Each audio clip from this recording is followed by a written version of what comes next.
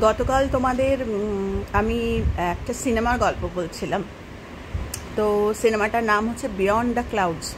তো আমার খুব আদরের, আমার খুব ভালোবাসার জেবা হাসান, আমি নাম বলতে পারছিলাম না, ও বলে দিল যে সিনেমার যে হিরো তার নাম হচ্ছে ঈশান খট্টার। এটা আমি বলতে পেরেছি, কিন্তু ও কে সেটা বলতে পারছিলাম না। তো ও হচ্ছে শাহিদ কাপুরের ভাই। তো শাহিদ কাপুরের মা এবং ঈশান খট্টারের মা এক, মানে ওরা হাফ ব্রাদার্স। তো যেখান থেকে আমি শেষ করেছিলাম, আমি সেখান থেকে বাকি গল্পটা তোমাদের সঙ্গে শেয়ার করি। যে কালকে আমরা শুনেছিলাম না যে নায়ক, আমি নায়ক আর নায়কের দিদি হিসাবেই বলছিলাম। তো যে নায়ক সে কিন্তু ওর কাছে যে আশ্রিত, যে বড় মানে মারাত্মক ক্ষতি করেছে যে দিদির যে লোকটি, সে এখন হাসপাতালে এবং মৃত্যুর সাথে লড়াই করছে। আগের থেকে অনেকটা বেটার, কেননা নায়কের মারাত্মক স্বার্থ হচ্ছে ওর এই লোকটি যদি না বাঁচে কোনো কারণে, তাহলে কিন্তু খুনের অপরাধে ওর দিদির কিন্তু আজীবনের জন্য শাস্তি হয়ে যাবে। তো সেটা ওর মারাত্মক স্বার্থ। ও হাজার বিরক্তি সহকারেও ও কিন্তু এই লোকটির সেবা করে চলেছে, কেননা ওকে সুস্থ হতে হবে। এই লোকটিকে সুস্থ যদি হয়, তাহলে ও প্রমাণ করতে পারবে যে দিদি একে খুনের জন্য, মানে মারবো বলে মারেনি, নিজেকে খারাপ একটা কাজের থেকে নিজেকে বাঁচানোর জন্য।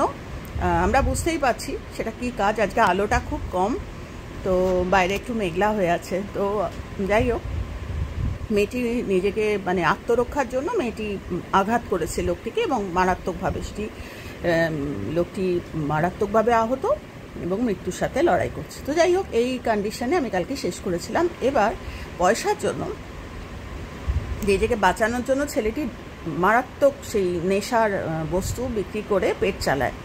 তো এবার দিদি মারাত্মকভাবে বারণ করেছে, যে তারপরে পুলিশ থেকে ধরতে পারেনি, কিন্তু রেড হয়েছে। ও বুঝতে পেরেছে যে এটা মারাত্মক একটা মানে মারাত্মক অপরাধ, বা নিজের প্রচণ্ড ক্ষতি হয়ে যাবে। এই করতে গিয়ে এই যে লোকটি অসুস্থ, তার মা এবং তার দুই মেয়ে যে ওর কাছে আশ্রিত, সেটা আমি গতকাল বলেছি।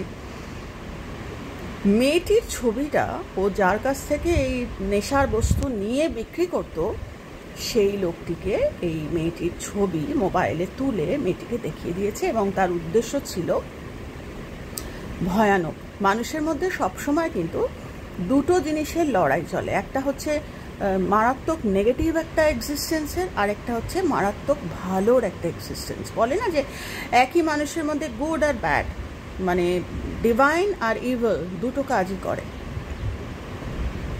তো যখন ছেলেটি যে মারাত্মক মানুষ, তার কাছে যখন ছবিটি দেখিয়েছে, তার নজরে যখন মেয়েটি এসে গেছে এবং অ্যাডভান্সের টাকা যখন দিয়ে দিয়েছে, তো মেয়েটিকে ওরা চাই, আমরা বুঝতেই পারছি, মেয়েটিকে বিক্রি করার জন্য।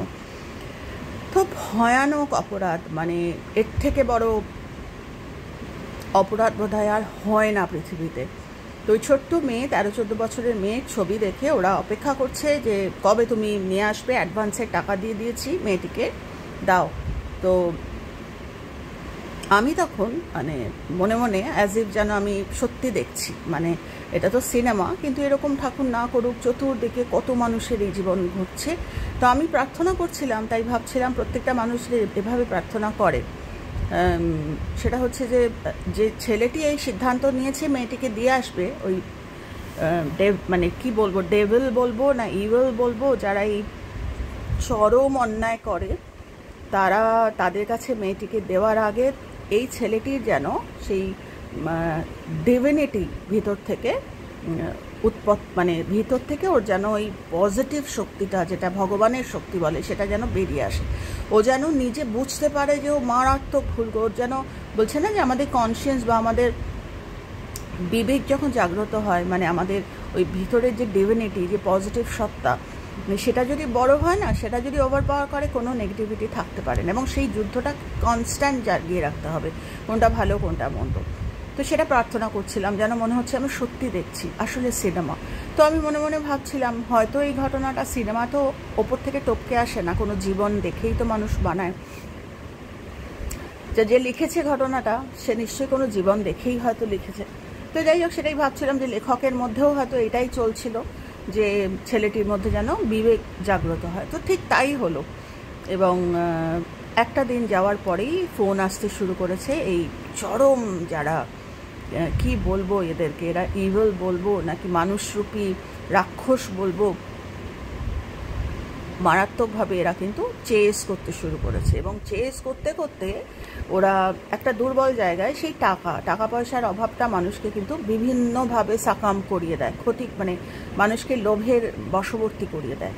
তো এই ছেলেটির এক পরম বন্ধু, শিশু বয়সের বন্ধু, তাকে ধরে তাকে টাকা দিয়ে, এই ছেলেটিকে ধরতে পারছে না, এই ছেলেটিকে একটা নেশা দিয়েছে, বড় একটা কাজ আছে, তুই আয়। কিন্তু ছেলেটিকে দেখে, ছেলেটির ব্যবহার দেখে না বুঝতে পেরেছে যে সামথিং মাস্ট বি ফিশি। ও বারবার জিজ্ঞাসা করছে যে তুই এরম হয়ে আছিস কেন? না কিছু না কিছু না। তো যেখানে ওকে নিয়ে গেল, সেখানে কিন্তু এই যে রাক্ষস বা ডেভিল যে লোকটি ওকে অ্যাডভান্সে টাকা দিয়েছে, তার লোকেরা ওকে চেস করলো এবং প্রচণ্ড মারলো, যে মেয়েটিকে দিয়ে আসেনি। তো যাই হোক, তারপরে আরেকটি কি বলবো, আরেকটি সিনে দেখিয়েছে যে মেয়েটিকে ও নিয়ে বেরিয়েও ছিল যে দিয়ে আসবে বলে। কিন্তু যখন ও জেটি মানে নৌকোয় করে ও যখন ওপারে যাবে, তার মধ্যেও বিবেক জাগ্রত হলো। ও দেখছে দূরে ওই রাক্ষসের, শয়তানের দুটি লোক দাঁড়িয়ে আছে মেয়েটিকে নিয়ে যাবে বলে। ও মেয়েটিকে নিয়ে সঙ্গে সঙ্গে নৌকোর মধ্যে একটা জায়গায় লুকিয়ে পড়েছিল।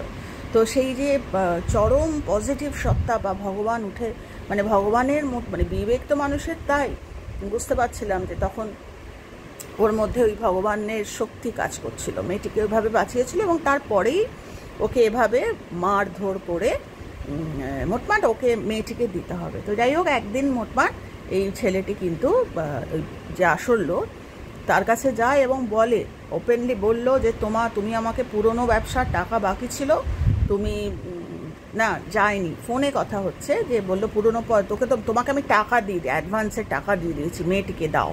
তখন ও বললো যে পুরনো টাকা বাকি ছিল, ওটা অ্যাডজাস্ট হয়ে গেছে। তখন বলছে তুমি আমাদের টাকা নিয়ে এই করছো, আমি দেখবো। বলে কিছু করতে পারবে না তুমি, আমিও দেখে নেবো। তো ততক্ষণে ওর মধ্যে ওই বিবেক বুদ্ধি জাগ্রত। তো যাই হোক, তারপর দেখাচ্ছে যে মানুষ তো থাকতে থাকতে বলছে না যে মানুষের ওই জিনিসটা মানে স্পেশাল, মানুষ কিন্তু মানে সবচাইতে মানে কি বলবো, মানে মারাত্মক সৃষ্টি ভগবানের।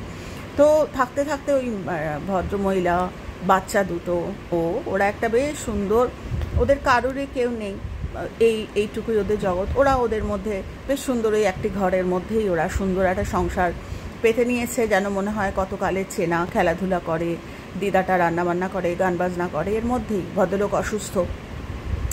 কোথাও যেন মনে হচ্ছিল যেন সমস্ত নেগেটিভিটি চলে গেছে। সেই বিয়ন্ড দ্য ক্লাউড আবার মারাত্মকভাবে অ্যাট্যাক হলো। মানে কর্ম তো ছাড়ে না না।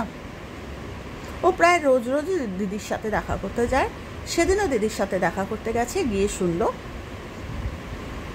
দিদি যে ছোট্ট বাচ্চাটির মা অসুস্থ, এবং বাচ্চাটির মা কিন্তু মানে যাবজ্জীবন, তো মা অসুস্থ, এবং মাঝরাতে মা কিন্তু মারা গেল। এই বাচ্চাটি কিন্তু এর কাছেই থাকে, যেহেতু মা অসুস্থ, বাচ্চাটি একে ভালোবাসা যেখানে পাবে না শিশুরা, তো মাটা ওর চোখের সামনে মারা গেল, এবং এটা ওর কাছে একটা মারাত্মক ট্রমা। তখন বাচ্চাটিকেও বুকে জড়িয়ে ধরেছে, কিন্তু মায়ের মৃত্যুটাও মেনে নিতে পারছিল না, ও তো সত্যি কিছু করেনি। তো পরের দিন যখন ভাই এসছে ভাইয়ের কাছে, তখন ওই পাগলপন, মানে ও তখন একদম ট্রমার মধ্যে, সে চিৎকার করছে, আমাকে আর ছাড়বে না, এখান থেকে আর ছাড়বে না। ভাইটা বলছে না না, তুই ভাবিস না, লোকটা ভালো হয়ে যাচ্ছে, আমি দেখছি লোকটা ভালো হয়ে যাবে, তুই ছাড়া পাবি না, আমাকে ছাড়বে না, আমি এভাবে মরতে চাই না। মানে সাংঘাতিক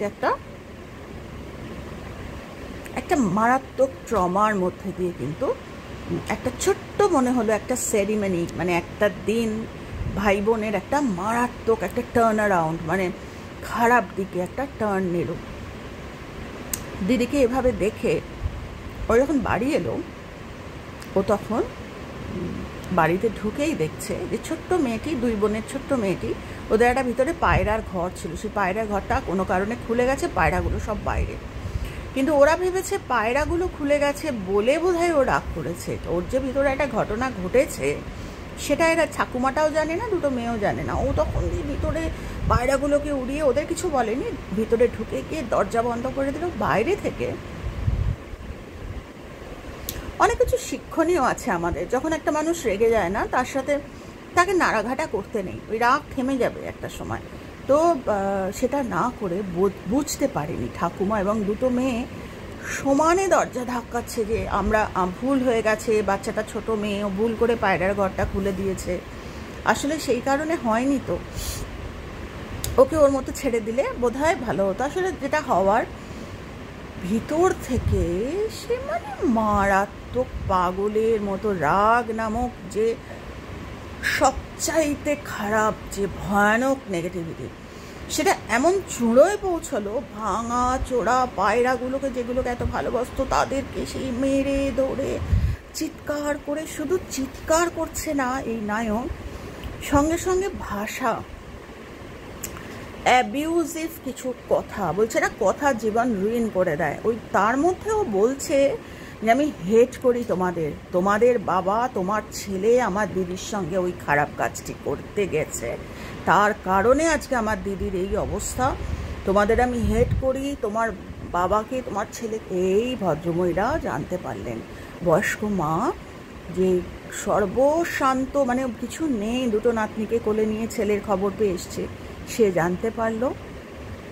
তারপরে যখন ধীরে ধীরে ওর রাগ ঠান্ডা হলো, ও গেটের আওয়াজ পেয়ে জানলা দিয়ে যখন তাকিয়ে দেখলো ওরা বেশ রাত হয়ে গেছে, ওরা কিন্তু বাড়ি ছেড়ে চলে গেল।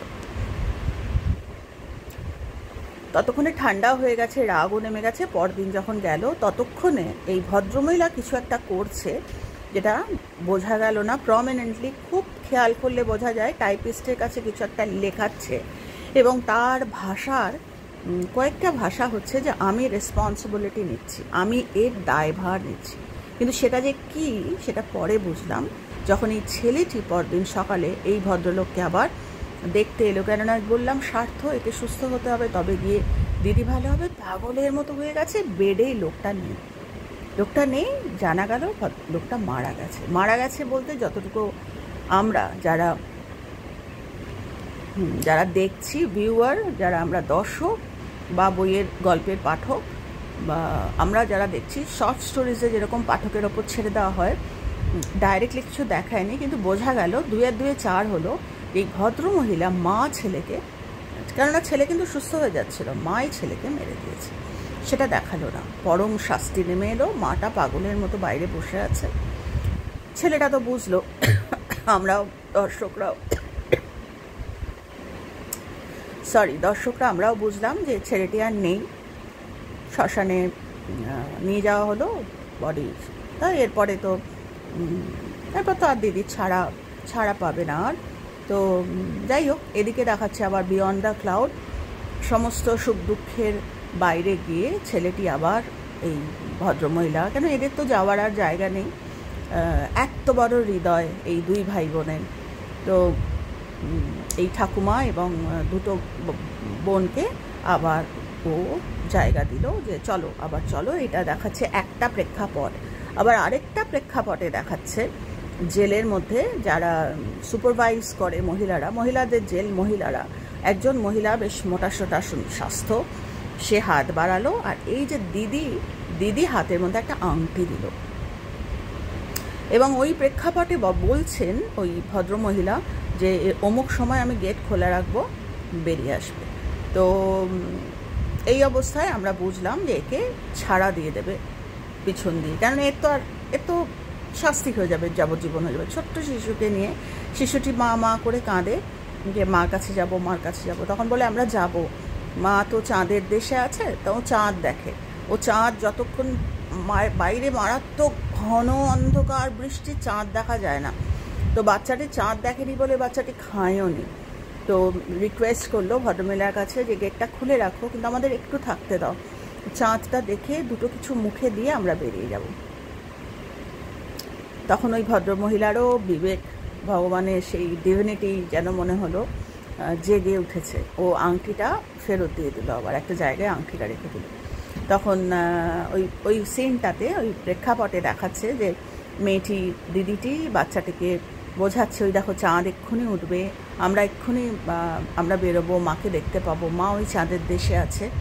তো এই এরকম অবস্থায় ঠিক ছোট গল্প যেরকম পাঠকের ওপর ছেড়ে দেওয়া হয়, নর্মাল জীবনে তো যেটা মেকানিক্যাল জীবন বা যেটা টেকনিক্যাল জীবন, সেখানে কোর্ট আছে, সেখানে উকিল আছে, সেখানে জাজ আছে, সেখানে শাস্তি হয়। আর আরেকটা জীবন আছে যেটা লেখকের হাতে, এবং সেই লেখক, আমি নিজে লেখালেখি করি, তো আমি ভাবছিলাম সেই সুপ্রিম লেখক হচ্ছে ভগবান। ভগবান যদি চান, ভগবান যে কোনো সময় যাকে তাকে মুক্তি দিতে পারে বিয়ন্ড দ্য ক্লাউডস। এবার এই মুক্তিটা কিন্তু শুধু জেলের মুক্তি না, এই মুক্তিটা হচ্ছে মারাত্মক নেগেটিভিটি থেকে, মারাত্মক প্রিভিয়াস কর্মের যে ব্যাকগ্রাউন্ড যেটা ক্যারি করছে, সেই মেঘের মতো একটা কালো কর্মের একটা ভাণ্ডার, সেটা সাধারণত মনে হয় এক্সপিয়েট না করলে, মানে খরচা না করলে ওটা যায় না। কিন্তু ঈশ্বরের হাতে তো পেন, যে কোনো মুহূর্তে উনি কিন্তু চিত্রনাট্য বদল করতে পারেন। তো আমরা যারা পাঠক এবং যাদের মাথা একদম টেকনিক্যাল, আমরা নর্মালি ভাবতে পারি যে এই মেয়েটি কিন্তু পালিয়ে যাচ্ছে, একে আবার ধরা হবে, একে আবার শাস্তি দেওয়া হবে।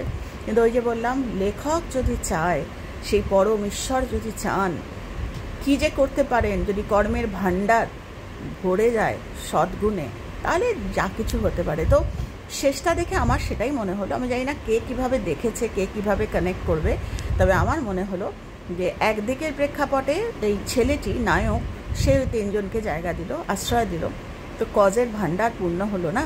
তো কোথাও একটা কজ লাগে। ফ্যামিলিতে একটা মানুষও যদি কজ করে, একটা মানুষ, সে ভাই হোক, বোন হোক, মা হোক, বাবা হোক, কেউ যদি একটা কজ করে, সেইটা কিন্তু ট্রান্সেন্ড করে ভাই, বোন, বাবা, মা সবার কাছে। তো অজান্তেই কিন্তু এই ভাইটি এই আশ্রয়হীন যে মানুষগুলো, তাদেরকে আশ্রয় দিল, তো চরম কজ হলো। ঈশ্বর কিন্তু সেই পেনটা আবার যেন মনে হলো তুলে নিলেন, যেন লেখক পেনটা তুলে নিলেন। এবং ওই বৃষ্টির রাতে তো ওদের দুটো হাত এরকম বেরিয়ে এলো। একদম শেষের যে প্রেক্ষাপট বা একদম শেষের যে সিন, সেটাতে গেটটা খোলা, জেলের পিছনের একটা গেট, সেটা কেউ খুলে দিল, এই ভদ্রমহিলা খুলে দিলেন। এবং আমার মনে হচ্ছিল সেই ঘন কালো নিকষ অন্ধকারে ছোট্ট গোপালকে নিয়ে যখন বসুদেব সেই ঘন অন্ধকার যমুনা পেরিয়ে যখন ওপারে গিয়েছিলেন, ওটা কী ছিল? তো আমরা যদি টেকনিক্যালি ভাবতে যাই অনেক কিছু, কিন্তু ওই যে বললাম বিধাতা পুরুষ যেখানে পেনটা নিজে তুলে নেন, তবে হ্যাঁ, ওই পেনটা তুলতে গেলে আমাদের কজ করতে হবে। ভাইটা সেই কজ করেছিল। তো সত্যি গায়ে কাঁটা দেয় ভাবতে গেলে যে আমাদের প্রতিটি মুহূর্তে কজে থাকতে হয়, সে জেনে হোক না জেনে হোক। তো লাস্ট সিন যেটা দেখালো সেটা হচ্ছে ওই গেটের দরজাটা ঠিক যেভাবে দেবকী বসুদেবের জেলের ওই মায়া, মানে এতটাই আচ্ছন্ন হয়ে গিয়েছিল, প্রহরীরা সবাই ঘুমিয়ে পড়েছিল এবং গেট খুলে যায়, বসুদেব রওনা দেয়। টেকনিক্যালি ভাবতে গেলে it would be completely different kind of thing, যেটা নর্মাল মানুষ ভাবতে পারে, কিন্তু সেখানে কিন্তু ঈশ্বরের কোনো নিজস্ব একটা প্রেক্ষাপট হয়েছিল। তো এটাও ঠিক তাই। আমার যেটা মনে হলো, আমি তোমাদের সাথে সেটাই শেয়ার করছি। বিউটিফুল, মানে শেষটা যদি ভালোভাবে কানেক্ট করা যায়, এমনি দেখে মনে হবে শেষ হলো না বইটা, কিন্তু আসলে শেষ হলো শুধু না, শুরু হলো একটা কজের ভাণ্ডার আবার নতুন করে খুলে গেল। এবার মানে আমি লেখক হিসাবে ভাবছিলাম যে ঈশ্বর নিজে হাতে লেখনীটা তুলে নিয়ে ওদের জীবনটা যেন মনে হলো, ইভেন এই বাচ্চাটাও, ছোট মায়ের যে ছোট্ট শিশুটি, সেও কিন্তু দুটো হাত এরম বেরিয়ে এলো, সে বিরাট সামনে বিরাট জগৎ বা আকাশে মারাত্মক বৃষ্টি, কিন্তু দরজা খোলা, ওরা এবার বেরিয়ে যাবে। তো বেরিয়ে যাবে এবং ওরা ভালো কজ করবে। এটা সিনেমায় ছিল না, এটা আমি বলছি যে ওরা এবার ভালো কজ করবে। এবং ওদের দেখো, ওদের তো কিছু কজ হয়েছে বলেই কিনা আজকে লেখনী তুলেছে, এবং শেষটা যদিও লোকটি কিন্তু মারা গেছে, কিন্তু তা সত্ত্বেও কিন্তু এরা যেভাবে হোক ছাড়া পেয়ে গেল এবং এখানেই বইটা শেষ হয়ে গেল। তো ছোট গল্পের মতো এরা পাঠক কীভাবে ভাববে, তো আমি এভাবে ভেবেছি যে সেই ঘন নিকষ কালো অন্ধকার, বিয়ন্ড দ্য ক্লাউডস, ওই নিকষ কালো অন্ধকারের বাইরে কিন্তু বৃন্দাবন। তো হৃদি বৃন্দাবন বলে না যে সব এখানে, কজ এখানে। তো ওদের ঈশ্বর আবার জায়গা, ভগবান জায়গা আমাদের দেন। বারবার বারবার আমরা মানুষকে খারাপ বলি, বারবার ঈশ্বর আমাদের ভালো কিছু দিয়ে বলেন যে তোর আবার হাত বার কর, আবার বিয়ন্ড দ্য ক্লাউডস যা, মানুষকে খারাপ বলা বন্ধ কর, আবার ভান্ডারটা কজে পূর্ণ কর, আবার বিয়ন্ড দ্য ক্লাউডস যা, নিজের ভিতরের মেঘ সরিয়ে বিয়ন্ড যা। ভগবান বারবার সুযোগ দেন, ওই সুযোগটা আমাদের এমব্রেস করতে হয়। তো যদি আমরা সুযোগটা এমব্রেস করতে পারি তাহলে তো নাথিং লাইক ইট। এর থেকে ভালো আর হয় না। আমাদের পরিবার, আমাদের সন্তান, যে মা রোজ বিয়ন্ড দ্য ক্লাউডস যাচ্ছে, যে মা রোজ ঘন নিকষ কালো অন্ধকার, ভুল চিন্তা, ভুল আলোচনা, মানুষকে নিয়ে কথা বলা, এগুলোর বাইরে রোজ যাচ্ছে, রোজ চিন্তা করছে যে না আমার এটা মানায় না, আমি করতে পারি না, কেননা এই এফেক্ট কিন্তু আমার ছেলের লাইফে যাবে। ঠিক সেরকমই ভালো যদি করি, আমরা ভালো কথা ভাবি, ভালো চিন্তা করি, ঠিক সেরকমভাবেই ভগবান কিন্তু নিজে লেখনে, যেটা আমার হওয়ার ছিল, একটা ডেডলি পরিণতি ছিল, সেটাও ঈশ্বর চাইলে লেখনীটি হাতে তুলে নিতে পারেন। আমাকে চাইতেও হবে না, ঈশ্বর তুলে নেবেন। কিন্তু কখন? যখন আমি রোজ বিয়ন্ড দ্য ক্লাউডস যাবো। তো সিনেমাটা আমাকে কোথাও যেন মারাত্মকভাবে ছুঁয়ে গেছে, যেন মনে হচ্ছিল যে আমি যে জিনিস নিয়ে থাকি, ঈশ্বর বোধহয় আমাকে বলছেন যে তুই ঠিক রাস্তায় আছিস, এগিয়ে চল। তো তোমাদেরকে আমি এটা শেয়ার করলাম। আর তোমরা যদি এরকম গল্প আরও শুনতে চাও, আমি সারাদিন সিনেমা দেখি, সারাদিন লেখালেখি করি, এরকম নানা কিছু মাথায় আমার আসতে থাকে। তোমরা যদি মনে করো যে না কজ অ্যান্ড এফেক্ট সবসময় শুনবো না, আমি মাঝে মধ্যে গল্পও শুনবো, বলো, তাহলে আমি রেডি হব। আমি গল্প বলার জন্য, গল্প বলতে খুব কষ্ট হয়, এটা ঠিক, তো মাঝে মধ্যে গল্প বলাই যেতে পারে, একটু চেঞ্জ হবে আমাদের জীবনে। তো যাই হোক, খুব ভালো থেকো। আর আরেকটা কথা, কবিতা কিন্তু বৃন্দাবন গিয়েছিল, তো ও ফিরে এসছে। কাছে থাকলে ওকে জড়িয়ে ধরতাম। তো বলে যে বৃন্দাবন হয়ে, বৃন্দাবনের বুড়ি ছুঁয়ে এসে আমার সত্যি গায়ে কাঁটা দিচ্ছে। বৃন্দাবনের বুড়ি জ্ঞানে অজ্ঞানে ছুঁয়ে এলেও সেই হয়ে যায় রীতি বৃন্দাবন। তো ওকে জড়িয়ে ধরলেও আমার কিন্তু বৃন্দাবন যাত্রাই হতো, যদি বা আমার ভিতরটা বৃন্দাবনই। তোমরা হয়তো হাসবে শুনলে, কিন্তু ওইটাই ভাবছিলাম যে কবিতা ফিরে এসছে, ওকে যেন একটু ছুঁয়ে নিলাম। তো এটা নিয়েই আজকে রাখলাম। খুব ভালো থেকো। আর যদি তোমরা এরকম গল্প শুনতে চাও বলো। খুব ভালো থেকো। রাধে রাধে।